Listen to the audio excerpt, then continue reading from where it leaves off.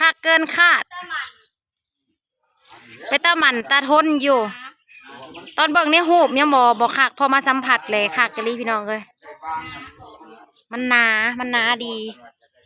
มันหนาดีเนาะเปื้อคักเกินคาดอยู่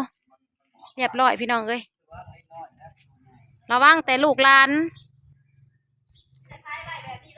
ใส่เรียบร้อยเด้อพี่น้องเอ้ยหน้าต่างน้องดาวงามเรียบร้อยตอนนี้สาวสุรีอยู่เพื่อนแม่แกนพี่น้องเพื่อนน้องดาวอยู่เพื่อนยายแกนพี่น้องมันเดี๋ยวลงมาเบิ่งกันเพิ่นใส่หน้าต่างประตูหน้าต่างพี่น้องจ้าเดี๋ยวมาเบิ่งนำกันเลยว่าประตูหน้าต่างเขาจะเป็นแบบใดเป็นกระจกพี่น้องเลยจะเป็นกระจกขอบกระจกแบบนี้เลยได้แล้วได้ประตูหน้าต่างแล้วจ้าได้ประตูหน้าต่างเรียบร้อยสบายมากมาดิเด็กเป็นบานเป็นแบบนี้พี่น้องนี่เด็กงามเด็กโอ้ยอย่าไปชุดนี่ลูกนี่สบายดีปะลุงไว้สบายดีปะลุงงามพี่น้องงามกวดแล้วความดันมือนั้นลงกว่ามือก่อนเจ้ากวดเจ้าท่านละกวดบ่เจ้าเสียมากวดบ่อยากกวดบ่คือตุ่มบ่แพ้หนาวบ่ใส่แล้วพี่น้องเป็นกระจกมืดแนมเข้ามาอาจสิบ่เห็นแต่ว่าแอมแนมออกไปเห็นเสือเท้าคุณแม่แก้วก็มานั่งเบิ่งโอ้ตะวันคุณหล่ออันนี้หน้าต่างพี่น้องหน้าต่างบานใหญ่แล้วก็จะมีหน้าต่างน้อยบานน้อยเปิดออกได้มันคักได้เปิดออกได้แบบบ่เปิดนะมันบ่คักเฮานี่แหละเฮามักแบบนี้อยากเปิดก็เปิดเฮ้ยเด้มันสิแบบเปิดออกได้บางคนก็จะกระสิปิดตายเลยปอกหน่อยเท่านี้นะ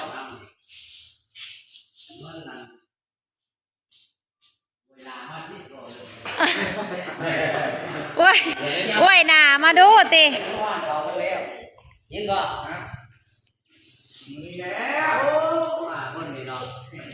เอามือไหมบ่ได้บ่เงินนะงอกมันสิป่องเงาเลย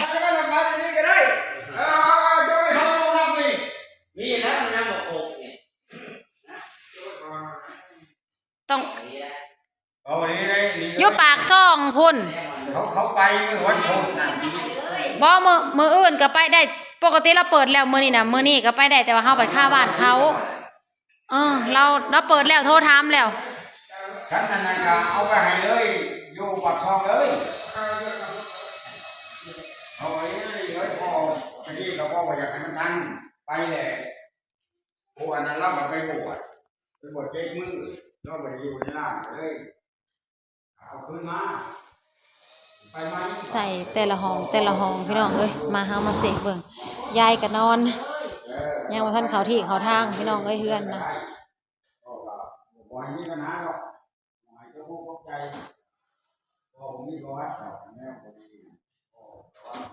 ที่นอนน้องดาวสีเข่าติเอาปื้อบ่สีเข่าแล้วสิขี่รถจักรไปบ่คอยไปก็ได้ก็เอาปืนน่ะแล้วสีเขาแล้วก็ไป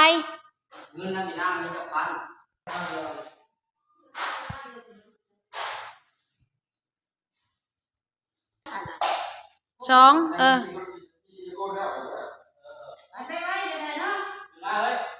ป้าแม่เมื่อ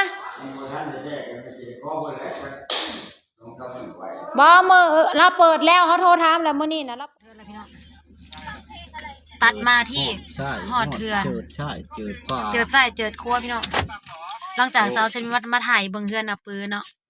พอดีสั่งเพิ่นจะมาติดอันกระจกไขติดประตูเข้ากันเล่นหนูมาอะไรเล่นไปปากซ่องตัวนี้ก็กลับมาแล้วเอาเปิดให้ลูกหัวอะไรนะมึงที่อยู่นี่ใช่ปะชิลูลุ่มดูลุ่มได้ลูกลงลุ่มปะ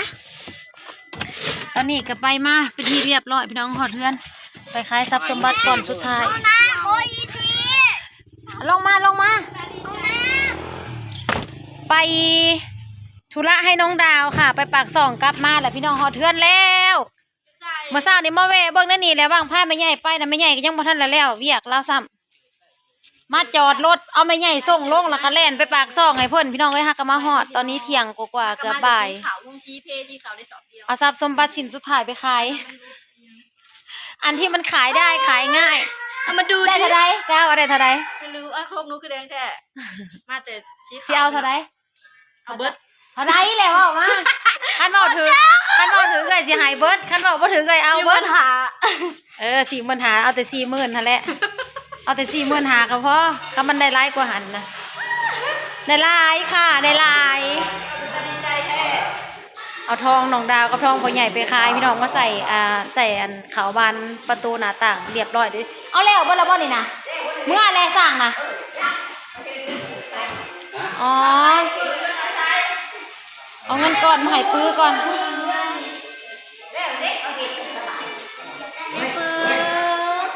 เอามานับบังดูเงินนี่ปื้อมาเฮ้คนกันเองเนาะคนกันเองคนนั้นเองไปขายบ่ได้รูดได้นี่รูดแต่ของพ่อใหญ่อันมันน้ำหนักมันหาย ถ้าเอาให้เปลี่ยนเนาะ ได้เงินก่อนใหญ่เติบพี่น้องว้าวได้เงินหันสิเรืออยู่ ถ่ายคลิปในเน็ตเลย เรือหน้าต่างเรือประตูอยู่จบเจือผู้ที่ได้ปูกระเบื้องน้ำหรือว่า ไปรู้ อ่านไปซื้อกระเบื้องมาปูห้องนอนก่อนแล้วกันเรือเอาอัน มันได้เท่าไรเดี๋ยวนี้นะ เกือบ50,000 ซื้อประตู ไม่อีน่าว่าอยู่ เอานับ ไม่ใช่เลยเราว่าทุกสุด ไม่ยังถือก ระเบื้องเรามาพูดแต่ของนอนเรา ปูแต่ห้องนอนนั่นแหละ คือถ่ายใกล้แท้ ประเทศพะยาบอกไปเอาน้ำพอไหม แน่ ไปเอาน้ำพอบางก็ได้ มันยังไง บ่ฮอตนั่นฮอตแต่ไปเอา พอ น้ำพอบา ตาง ก็มีเคยเปิดเคยเอาอยู่บ่เสื่อมโลด นับเบิ่งดู บาทเราเอามูลมรดกไปขายพี่น้องเพื่อประตูบ้านก็เลย สิน ถอน สมบัติสินสุดท้ายติ คุณยายทอนจะถอนในมือ ใครอยู่ยัง อ มี ย่าง ผู้ ละ ละ 2 สลึงรวมเป็น1 เป็นบาท รวมเป็น นะ 1 บาท ร้ายอยู่อะไร บ่นะซื้อนะบาทหนึงนั่น ข้ามตะกี้มันบริโภคเด้อข้ามตะกี้คน อันเด้อ อันนี้ข้ามภูมินี่ก็สิมีปน มันบ่ได้ปนดอกมันก็มันมีตบคัน มัน ตบ เพิ่ ป ง น ของอีพ่อ คันตบปนน่ะคันเคียวน่ะเลยน้อย เหลืองขาดเนาะข้ามเลยคงข้ามข้ามที่แปลง คันอันคันคำมันนั่นมันก็ มันน่าจะเปิดดังเลยลูก ตัวใดของกระปืนน่ะ ขนาดเด็กทางเพิ่งนะ เดี๋ยวบ่ ไว้ปืน มีรหัสบ่ของกระปือไว้รถของหากระซื้อของยานี่2สลึง จากรหัสพี่ช้างบ่จื้อซ้ำ อะไรไปเอาน้ำพอบางไปเอาน้ำพอไปผูก อย่ามาย่างผ่านกล้องที่ยายอันนี้ก็ได้ยายอันนี้อยากเข้ากล้องสิย่างไปพุ่นก็บ่ย่างไปย่างออกอยู่นี่ โอ้ยหลานหลายลูกหลายพี่น้อง ลู ก็ กหลาน นับ หลาย เงินสะออนเด้หายสิกายทงอีกเลยหากกลับมา หายไปในพริบตาเลยแหละ คันเฮาไปซื้อมื้อนี้นะราคาคำที่ลาวเด้อพี่น้องอัปเดตราคาคำให้เบิ่งก่อนฝ้าวแห้งบ่ได้ถ่ายเลยมองนะก็พายนับเงินแล้วก็มาเลย อันมี20 บาทด้วย 53,000พี่น้อง53,000 เจ็ด คันเฮาซื้อนะ53,000 เก้า ถ้าเฮาขายเขานะ50,000 บาทหนึ่งพี่น้อง 6 บาทหนึ่ง50,000 49,620 บาทแม่นบ่ คงตัดคงพ่อใหญ่ออก มันหายไป2ขีด เกือบได้หาหมื่นเย้ทำกันสิได้ คันของพ่อใหญ่บ่หายน่ะสิได้ครบ เอ 50,000ตัดของพ่อใหญ่ออกของเจ้าน่ะครบได้แต่เต็ม ขายทองไป1 บาทพี่น้อง ได้เงิน ค่าประตูบ้าน ได้เงินเท่าไดก็ ได้ 49,620 บาท เอาไปน้ำพอนี่มั้ง 49,609 บาทพี่น้องแล้วเฮาก็สิเอาไปจ่ายสร้างตอนนี้สร้างใส่ประตูเร็วๆเฮาบ่ได้เข้ากระเป๋า มือเดียวสองไว้ก็ไว้ เข้าแต่กระเป๋าไอ้บางบ่ได้เข้ากระเป๋าก าย กระเป๋าก็นับเอาให้มันครบแล้วก็ใส่กระเป๋านี่มาเด้อจะหน่อยกลับคืนมา ใช่เอาขึ้นมาป้ายังไง ก็มันก็สิเหลืออยู่พี่น้องเพราะว่าค่าอันนั้นเฮาก็ต่อได้เนาะเขาว่า40,000 โอนเงิน เขาว่า40,000แล้วบัดนี้เฮาต่อได้ เงินมาให้ลูกสาว 39,000เฮาได้อยู่ เขาเป็นคนทุบพุทธให้นะ สรุปแล้วกันน้องดาวก็สิเหลืออยู่10,000เพราะว่าตัวนั้นก็เราลดหายเด้ ก็คือไทย1,000เนาะ 1,000ก็พอดีกับเก่าตัวเฮาได้เก่าอันนี้ไป แป๊บนึงค่ะยังนำเงินมาจะขายคำอยู่ค่ะ แม่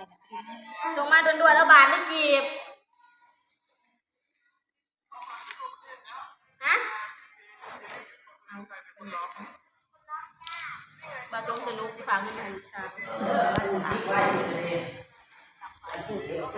บัดนี้เพิ่นเข้าแล้วมาเข้ามื้อเช้านี่ได้พี่น้องได้จังว่าแล้วไว้แท้แล้วเมื่อเบิดเลย ยิงปืนนะ คือบ่อยเขายิงใส่ให้แน่ โอ้ย เพราะว่าคงบ่มีผู้เว้าโห กับพ่อแม่ซีประตูเพื่อนลังใหญ่เนาะพี่น้องมันหลายปอก อันเขาว่าว่า40,000 เนาะ บัดนี้แหละเฮาต่อได้เฮาว่ารุดแน่ 1,000 2,000ก็เอาแล้วล่ะรุดให้ 1,000ใครก็บ่เว้าเด้ ห่วย1,100 ก็พอดีเลยกับอันทองเฮาไปขายได้49,000พอดี39,000เฮาก็ให้เขาเฮาเหลือ 11,000 เอากีบหรือ เหลื บา อ 11,620 บาท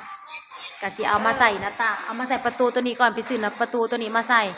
ประตูตัวนี้จะสิราคาประมาณ 2,000 2,000 บาทเนี่ย 2,000แล้วเหลือหันเฮาก็ไปซื้อกระเบื้องมาก็